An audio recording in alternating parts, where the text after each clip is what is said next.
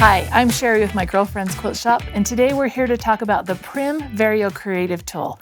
Let's take a look at what comes inside the box. When you open it up, inside you will see that you get the punch tool, and you are also going to get a piercing tool that comes with it. So make sure you set that aside and don't lose it. Let's get the Vario tool out of the box, and it looks just like that. Also inside your box, you're going to get a couple of instruction pages. Now, when you first look at these, they may look like they are just in a different language, but if you look closely, you'll have one that has some other languages and the English instructions. So let's take a look at those. And if you open them up, you will see the English, and you will see that the middle section is where the English instructions are listed.